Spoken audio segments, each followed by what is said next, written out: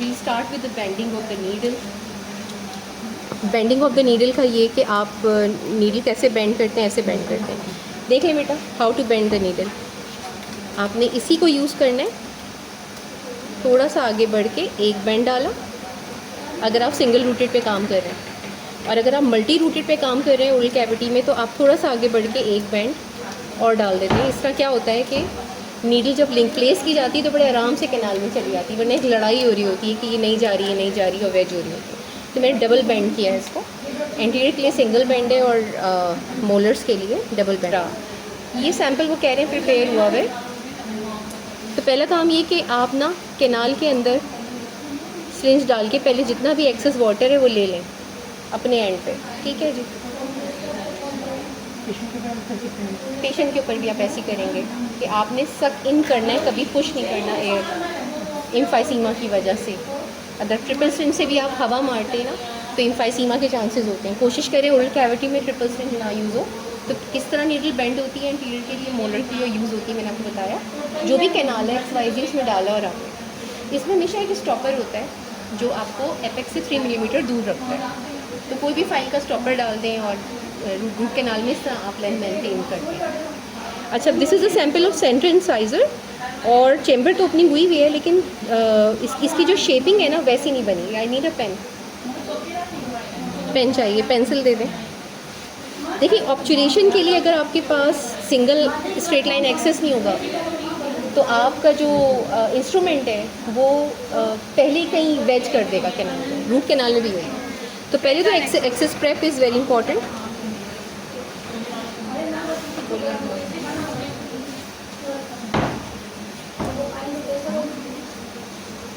चलो, I have my own pen, ठीक है। देखें, ये आपने बिल्कुल सही ओपन किया हुआ है, लेकिन the student is suppose to shape the access cavity. जो कि एक्सटर्नल आउटलाइन है वो इंटरनल आउटलाइन है।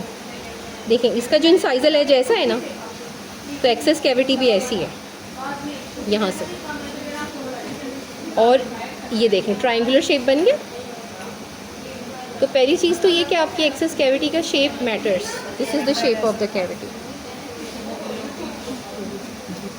ठीक है। अगर ये बहुत नैरो होगी तो आपका इंस्ट्रूमेंट कहीं पहले ही वेज हो चुका होगा कैनाल में, स्ट्रेट लाइन एक्सेस नहीं होगा, पल्प हॉर्न्स रिमूव नहीं हुए होंगे, तो आपको काम करने में दिक्कत होगी। तो पहले तो एक्सेस कैविटी की शेप देखी जाती है ऑब्चुरेशन से पहले। चीज़ ये कि अब ये प्रिपेयर हुआ सैम्पल है, ठीक है। अब हम इसको चेक करते हैं खुद से, बगैर इनके बताए कि इन्होंने सही प्रिपेयर किया है कि नहीं। ये सेंट्रल इंसाइजर है मैक्सिलरी, तो इसका MAF 45 रखा होगा इन्होंने, तो मैं 45 की फ़ाइल लूँगी। अब ये इसको वेरीफाई करेंगे जिसने भी इसको प्रिपेयर किया है कि 45 तक MAF रखा है, सही है। अच्छा, ये है बेसिक गाइडलाइन कि सेंट्रल है तो 45 बना दो, लेकिन पेशेंट पे नहीं होगा। पेशेंट पे इनिशियल बाइंडिंग फ़ाइल क्या थी मैं पूछूंगी। अगर आपने कहा मिस मेरी 15 नंबर की फ़ाइल ऐसी थी कि मुझे लग रहा था अटक रही है एपेक्स में, इंगेज कर रही है डेंटिन को, तो मैं आपसे कहती 3 या 4 साइज़ बढ़ा दो, यानी 20, 25, 30, 35 कर दो या 30 कर दो। MAF फिर इनिशियल बाइंडिंग फ़ाइल के हिसाब से स्कूल ऑफ थॉट ये। लेकिन ये चीज़ अगर हम इस पर सिखाएंगे तो बच्चा जूनियर कन्फ्यूज़ ही रहता है। मिस मुझे यही नहीं पता कि टेक्टाइल सेंसेशन समझ में ही नहीं आ रहा, मिस कौन सी फाइल अटक रही कौन सी नहीं। तो हम कहते हैं अच्छा बेटे परेशान मत हो, 45 बना दो, इस तरह से। लेकिन पेशेंट पे कौन सा स्कूल ऑफ थॉट है? इनिशियल बाइंडिंग 45 की फ़ाइल है, ठीक है। फ़ाइल को आपने हमेशा चेक करना है कि तुम टूटी हुई तो नहीं। I need a scale and I will verify. अच्छा, लेंथ क्या होनी चाहिए इसकी? 21 है। अच्छा, ये स्केल कह रहा है 22, ठीक है। येलो स्टॉपर है ये। येलो स्टॉपर का मतलब क्या है कि ये फ़ाइल 25 मिलीमीटर की है, बिल्कुल 25 मिलीमीटर की है, ये टूटी भी नहीं है, इस पर कोई काला धब्बा भी नहीं है। इसका मतलब है कि safe to insert in the file है। येलो स्टॉपर मतलब 25 नंबर की फ़ाइल है, वाइट स्टॉपर मतलब 21 नंबर की फ़ाइल है। मैंने अपनी फ़ाइल वेरीफाई की और फिर चेक किया कि तुम 45 की हो, नहीं 45 की, ठीक है। अब मैं इसकी लेंथ सेट करूँगी और मैं MAF की फ्रिक्शन देखूँगी, यानी कि तुम कितना अच्छे से प्रिपेयर हो, लूज़ तो नहीं हो। 19 लेंथ, ठीक है, ठीक है। अच्छा, मैं आपको ना वेरीफाई भी कर देती हूँ उसको डालने से पहले कि तुम 19 हो कि नहीं। 19 पे मैंने इसको सेट कर दिया, लेकिन मैंने इसको डाला नहीं। मैं इसको मज़ीद वेरीफाई करूँगी कि ये सही कह रहे हैं कि गलत कह रहे हैं। 10 नंबर की फ़ाइल चाहिए, येलो वाइट स्टॉपर कोई भी चलेगी, दे दो। अब देखिए मिस कर क्या रही है। 10 नंबर की फाइल ना देखिए, काला धब्बा आ गया, काला धब्बा। जिन्होंने ग्लव्स पहने हुए हैं वो देखिए, ये फाइल सेफ़ नहीं है, हालांकि ये अभी शायद इन्होंने बॉक्स से निकाली, ये टूट जाएगी। काला धब्बा वैसे ही इतनी देर होती है बेटा काला धब्बा देखने की, मैंने मना कर दिया, मुझे नहीं चाहिए, ठीक है। अब चूँकि सीधी कैनाल है, मैं प्री कर्व क्यों करूँ, अब मुझे चाहिए EDTA। मैंने इमेजिन किया कि यहाँ EDTA पड़ा और मैंने EDTA लगा दिया और मैंने इसको इंसर्ट कर दिया। अच्छा, आपका रेफरेंस पॉइंट क्या था? इंसाइजल एज है, ठीक है, सही है। ये देखिए, ये फाइल बाहर आई हुई है, बिल्कुल सही बाहर आई हुई है। एपाइकल पेटेंसी है। पेशेंट पे हम ये नहीं करते, पेशेंट पे तो ये सिम्टम्स दे देगा, ठीक है। अब मैं इससे पूछती हूँ कि भाई आपकी एक्चुअल में लेंथ क्या है। ये मैं बिल्कुल इसको एपाइकल फोरामिन के मुंह पे ले गई हूँ। ये देखें, एपाइकल फोरामिन के, ये मैंने बाहर निकाली हुई है फाइल। ये देखें, मैं यहाँ से दिखाती हूँ, ये गई। अब स्टॉपर सेट करें।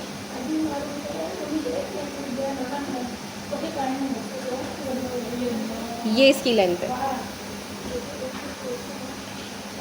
लेंथ कैसे लेते हैं एक्सट्रैक्टेड टीथ की? आप 6, 8, 10 नंबर की फाइल लेते हैं, इंटेंशनली एपेक्स से बाहर निकाल देते हैं, पीछे लेके आते हैं, एपाइकल फोरामिन, मेजर फोरामिन के मुंह पे लाके रोकते हैं और अपने रेफरेंस पॉइंट पे स्टॉपर सेट करते हैं। और ये कह रहा है कि मैं 20 हूँ और मुझे एपाइकल मेजर से पीछे 1 मिलीमीटर आना है, 19। He is absolutely correct. इनकी वर्किंग लेंथ 19 ही है। कंफर्म हुआ?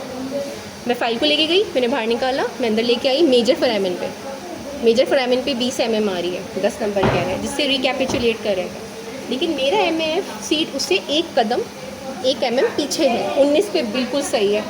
अब आप बहुत आराम से इसको इंसर्ट कर सकते हैं, सेट हुआ है, ठीक है। और रेफरेंस पॉइंट जो है वो, अब देखिए मैं ज़ोर नहीं लगा रही, ये आगे नहीं जा रहा। ये देखें, मैंने ज़ोर नहीं लगाया, ये आगे नहीं जा रहा। कितने mm? 3 mm आगे नहीं जा रहा। पूरे 16 mm का ब्लेड है, 16 mm जा रहा है। अब क्या करें?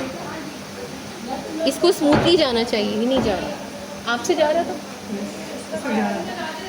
देखें, आप देखें, पेशेंट पे हम धक्का नहीं मार सकते। Now I would like one of you 1 by 1 to आगे पुश मत करिएगा। जितना फाइल का ब्लेड है वो 16 mm ब्लेड है, मेरी लेंथ 19 है। मैंने जब डाला तो मैंने फ़ौरन से मदद ली कि भाई तुम कितना जा रहे हो, 16 जा रहे हैं। पुश करने की इजाज़त नहीं है।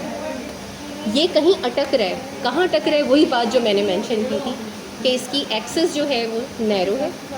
अगर मैंने इस पॉइंट पे पुश कर दिया तो ये लेज बनाता वो परफोरेट कर सकता है।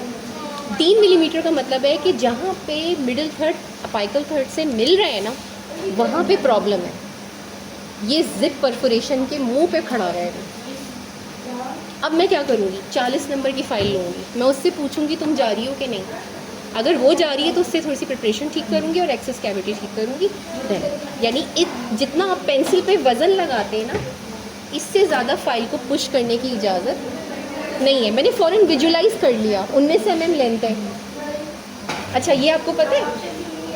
ये देखिए, कोई बच्चा जो है वो ही बताए, इसका क्राउन कितना हो? हाँ, कोई बात नहीं।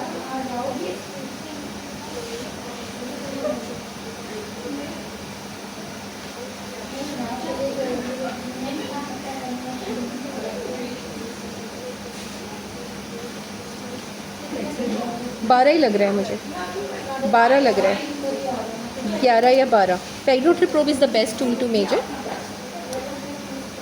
You should know how much is the 12। इसका क्राउन 12 है, टोटल लेंथ 19 है। 19 में से 12 गए, 13, 14, 15, 16, 17, 18, 19, 7 मिलीमीटर। 7 मिलीमीटर की क्या है? रूट है। 7 के 3 हिस्से कर दे, 2, 2, 4, 2, 6। ये इस तरह कैलकुलेशन होती है कि क्राउन अगर 12 है तो रूट कितनी है? 12, 19 में से निकाल दें, 7 बचा, 3 हिस्से रूट के कर दें। 2 से 2.5 मिलीमीटर का एक हिस्सा है, इसका मतलब है कि ये एपेकल नहीं, ये मिडिल पे परफोरेट कर देगा अगर मैंने इसको।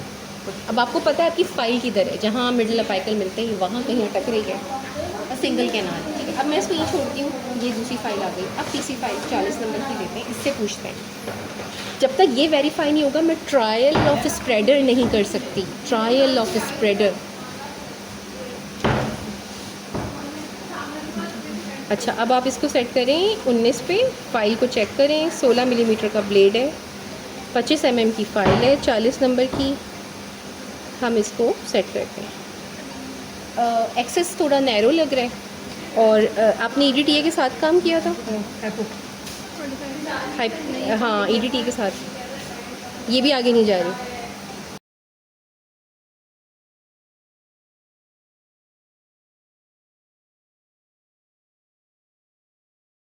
भी नहीं जा रहा। It should be very loosely fit in the access, in the corner third, in the middle third, but should be with the friction, with the tug back, with the resistance. यानी कि पहला सीन ये होता है कि apex पे over prepared तो नहीं हो, अंडर प्रिपेयर्ड तो नहीं हो। ये सैम्पल कह रहा है मैं या तो अंडर प्रिपेयर्ड हूँ या मैं ऊपर से कहीं से फंसा हुआ हूँ। ये भी नहीं जा रहा, इसका मतलब है कैनाल प्रिपरेशन ठीक नहीं है। वापस जाए, इससे छोटी फाइल पे कहाँ पे गलती हुई है? लेंथ ठीक है, लेकिन आखिर के 3 मिलीमीटर में कोई रुकावट है, या तुम ऊपर से कहीं से। आपने इसका कॉर्नल शेपिंग कैसे की है? कॉर्नर थर्ड की गेट से की है या रोटरी की फाइल से की है? कॉर्नल थर्ड जो 2-2.5 मिलीमीटर है, वो कैसे आपने प्रिपेयर किया था? हाँ, तो इसका मतलब है कि एक तो EDTA नहीं था, दूसरी बात ये कि कॉर्नल थर्ड। इसका मतलब है मुझे ऐसा लग रहा है कि अपाइकल प्रेप को ठीक करने की ज़रूरत है। 19 mm पे इसको सेट किया है। अब हमें EDTA की ज़रूरत है, हमने EDTA लगाया, थोड़ा सा इरिगेंट कैनाल में डाला। ये प्रोटोकॉल है। There should be few drops of irrigant in the canal and they should be, file should be very well lubricated. And now ये है 35 नंबर। 35 जा रही है बेटा, 35 जा रही है। बस अब आपने क्या करना है, इसकी प्रिपरेशन को ठीक करना है। प्रिपरेशन ठीक करनी पड़ेगी, क्योंकि 35 जा रही है इसका मतलब है कि ऊपर से इशू नहीं है, वरना 35 भी आगे नहीं बढ़ती।